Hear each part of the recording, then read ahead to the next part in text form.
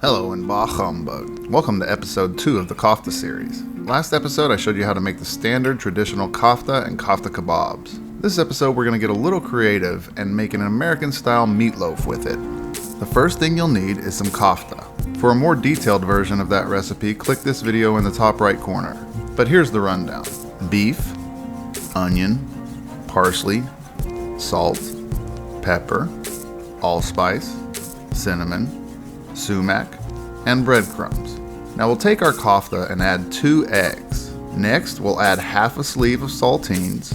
Just crush them up in your hands straight into the bowl. Now set it aside and chop 1 green bell pepper, small diced. Add it to your kafta and mix well by hand. Now add it to your loaf pan and set it aside. Now let's take another bell pepper and this time slice it julienne. Now it wouldn't be an American style meatloaf without ketchup.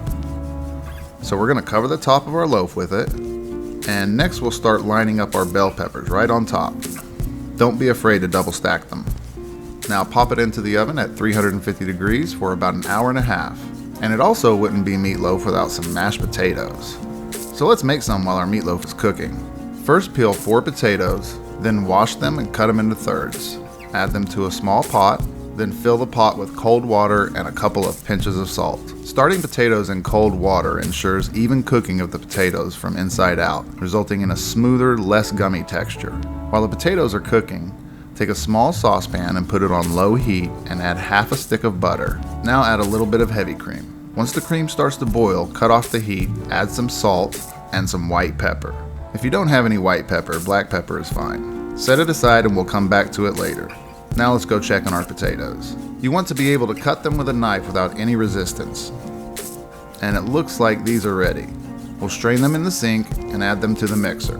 If you don't have a mixer, you can just use a whisk to mash them by hand. But using a mixer really helps give them that lovely whipped potatoes texture. Next we'll add our cream, butter, salt, and pepper, and we'll use the paddle attachment on the mixer. Let the mixer run on medium for about 40 seconds.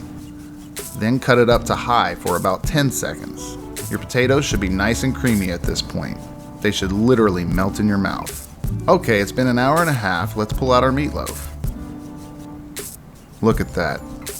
Isn't that beautiful? Now let's plate up. Nothing fancy here, just some mashed taters in the middle and a nice thick slice of meatloaf right on top.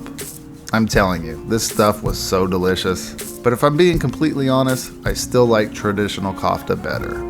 It's just a perfect combination of flavors, and adding the ketchup and bell peppers seem to overpower that flavor just a little bit.